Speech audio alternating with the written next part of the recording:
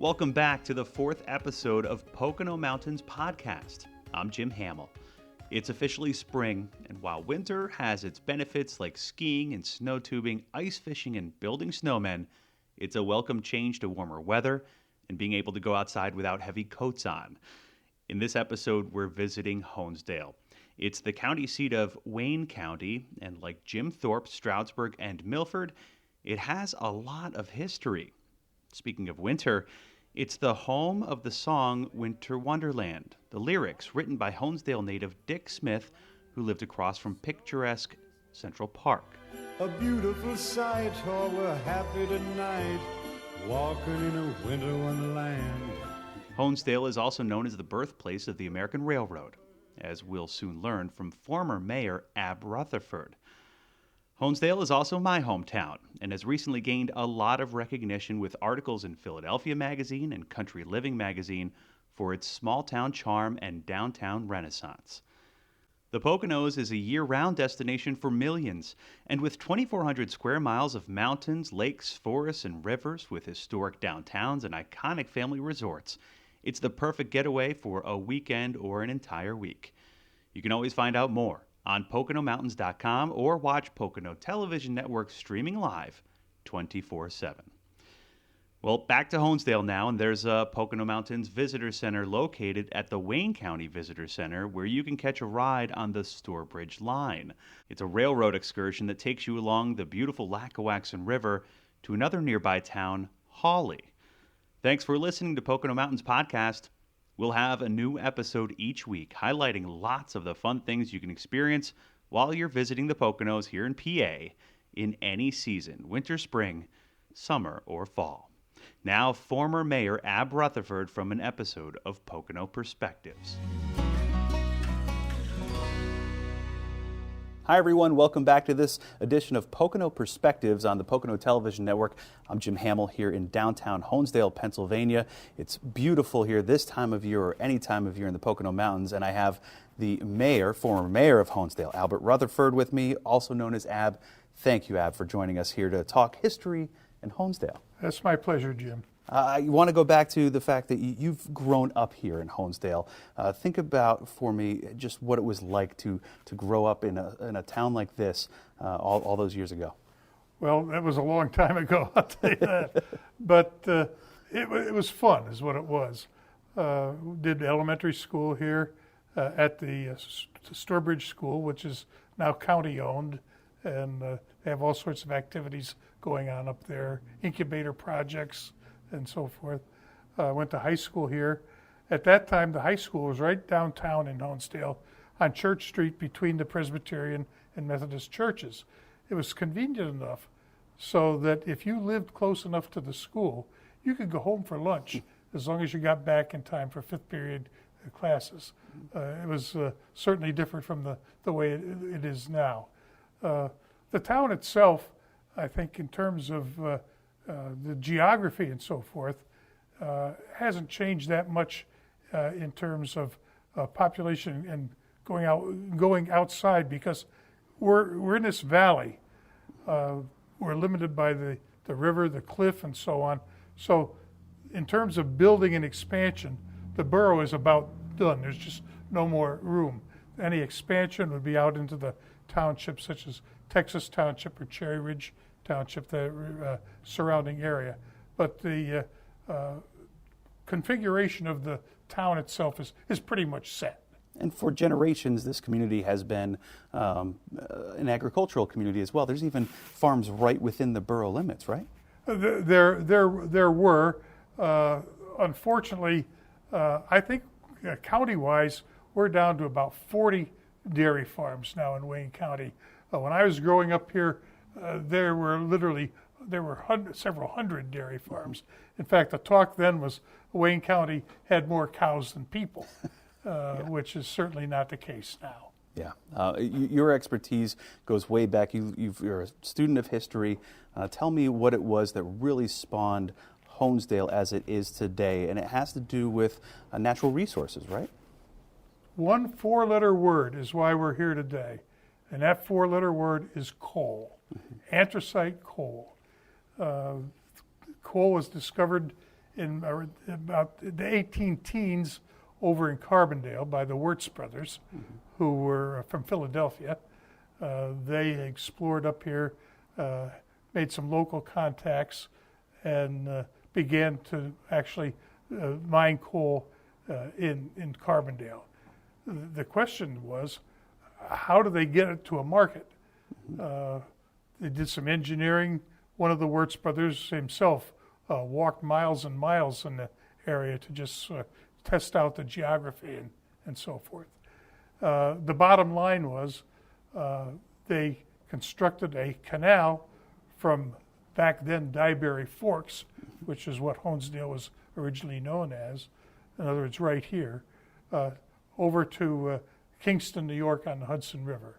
That was 108 miles of canal. But because of the geography of the Music Mountains west of Waymart, the canal was just impossible physically to construct a canal to go over the mountain. So they built at that point a gravity railroad which ran from Carbondale here to Honesdale. And so Honesdale became the nexus of those two communication means. And this coal was stored here, shipped from here, and up until 1898, that's what kept Honesdale on the map. Millions of tons, as things developed, millions of tons of anthracite were moved out of Honesdale, shipped down the canal to Kingston, where they were then loaded onto Hudson River craft, taken down to the metropolitan New York market. Right, and we are sitting right now in the Wayne County Historical Society, which is the former base of operations for the D&H Canal Company, correct? The oldest part of the museum here was, in fact, the office, a Honesdale office of the D&H Delaware and Hudson Canal Company, yes. And its president was the mayor of New York City at one time, and that's how Honesdale got its name, right? Philip Hone, you are correct, was the first president of the D&H and served a term as mayor of New York City. Wow. So that's how Honesdale became Honesdale. From then on, they weren't done making history here, is that right? They certainly were not. Up until about the abandonment of the canal in 1898, the D&H carried the great bulk of the business here in town. But by the time the canal shut down, there were several concerns that had developed. There were cut glass factories in town. There was an elevator company. There were many shoe factories. There were clothing and textile businesses. My mother's mom, as a teenager, worked in a silk mill here in town, located in now what we call East Honesdale, down where the Super Duper Market is now located in the Salvation Army, an area called Silk Mill Flats, which at that time was a baseball field. And that's where the immortal Christy Mathewson really got his start as a ball player, playing for the Honesdale semi-pro team in 1898 and 1899. So not only that history, but American Railroad history, right? Because Honesdale is known as the birthplace of the American Railroad. And that's thanks to the D&H and the piece of iron which is right behind us. The D&H had an amazing civil engineer as its progenitor in the area, a fellow by the name of John B. Jervis, for whom, incidentally, Port Jervis is named. Jervis submitted the plan to the D&H as to how to move some of the coal cars on his railroad, and he called for steam locomotion, which was totally unknown on this side of the Atlantic. There were none. However, in England, in connection with the coal industry there, steam locomotives had been developed to transport coal from the mines to shipping points also typically canals in England. And this had persisted for at least a decade or 15 years. So there were several steam locomotives in England at that time. And Jervis engaged a young engineer who had worked for the D&H, but who was convinced in his own mind that steam locomotive transport rather than canal transport was the wave of the future. Right. And he had decided to go to England to study the situation for himself. His name was Horatio Allen. He was a graduate of Columbia University, and he had resigned from the D&H to go to England.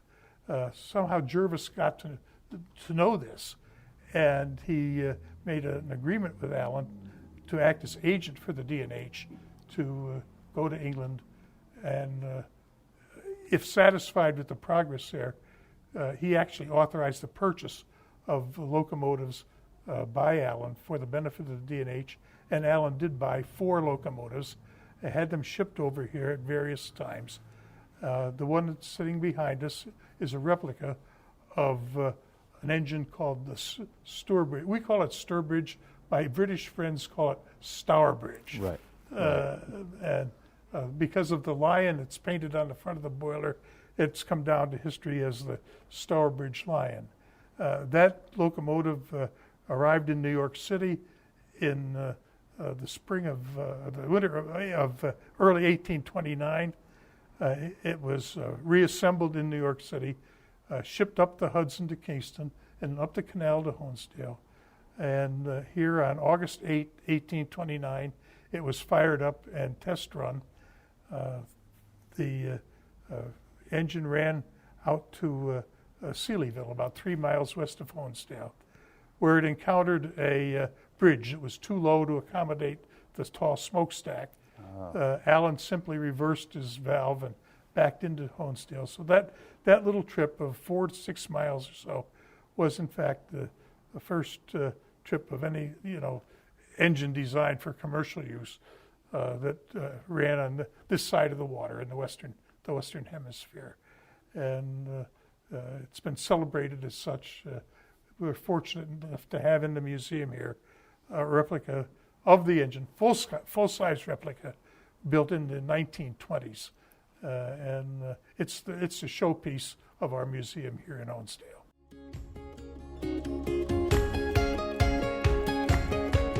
To think the railroad got its start in Honesdale with the Stourbridge Lion is really amazing. I can remember visiting the Smithsonian and seeing the boiler from the Lion on display there. Quite remarkable history for one town. We'll have more with Ab Rutherford in just a moment. Thanks again for listening to Pocono Mountains Podcast. You can subscribe to us anywhere podcasts are available. For more information, head to PoconoMountains.com. Now for a message from Chris Barrett. What's in a promise? It's a way of saying that we care. The Pocono Promise is our way of saying that we care about you and your meeting or event here in the Pocono Mountains. You and your comfort. You and your experience. And oh, by the way, we want you to have fun. We have always been here in good times and not so good times, and we always will be. Feel the comfort again when you have your meeting or event here in the Pocono Mountains. Find us and the Pocono Promise at PoconoMountains.com. We're back. I'm Jim Hamill, and we learned quite a bit about the industrial heyday of Honesdale with the D&H Canal and then the Stourbridge Lion, the first steam locomotive to run on rails in the continental U.S.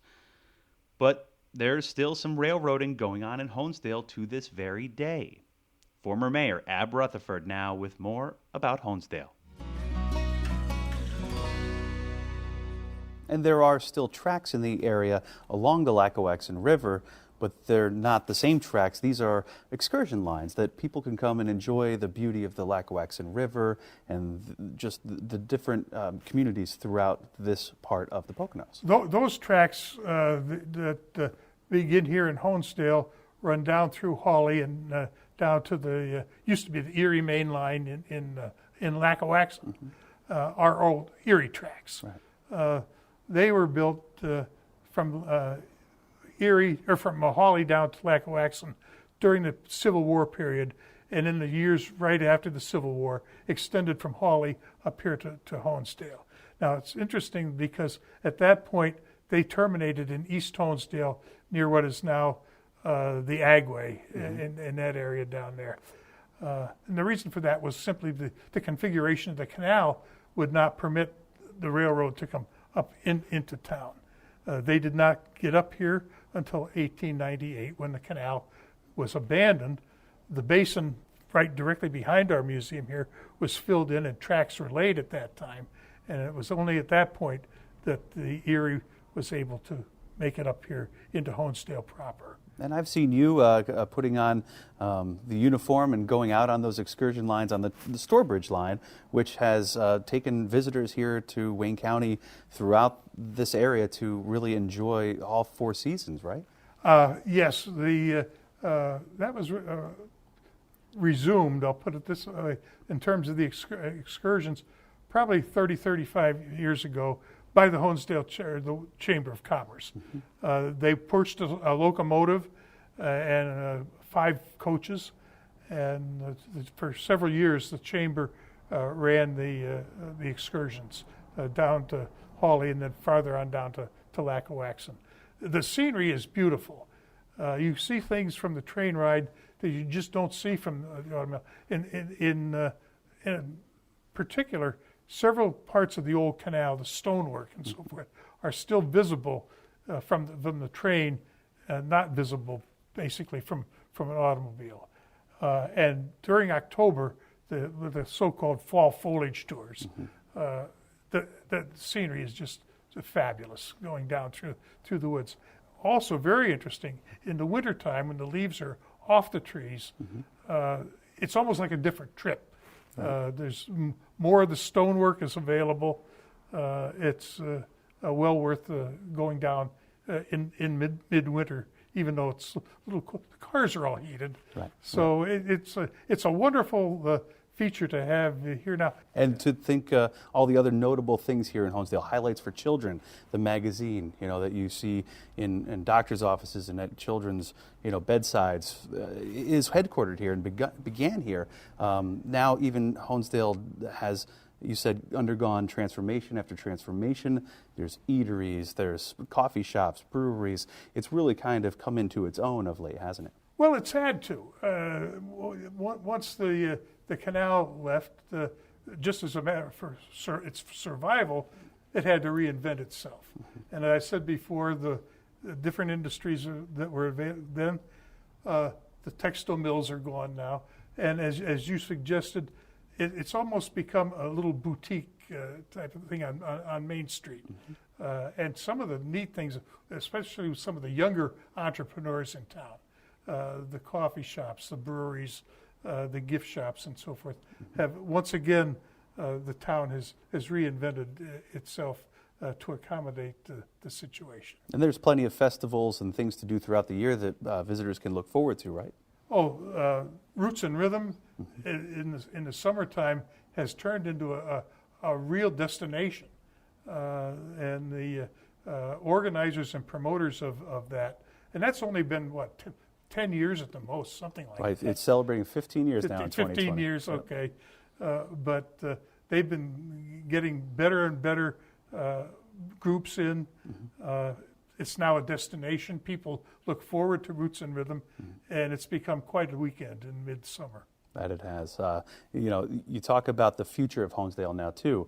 There's a lot of different groups trying to capitalize on all of the, farm-to-table opportunities, the agricultural things that are right in our backyards here. So your hope for the future of Honesdale is that it continues to change itself and get better over time, I would imagine.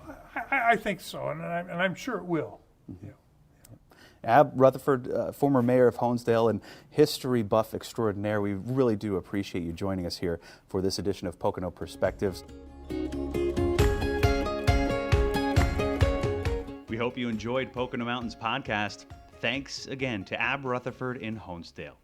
We'll keep the story of the coal industry alive in our next episode and learn about Asa Packer and the anthracite coal that brought much of the region through the Industrial Revolution and how that shaped today's Pocono towns.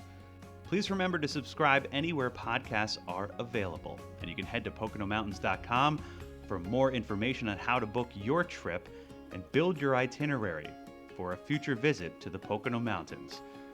Thanks for listening. We'll see you next time.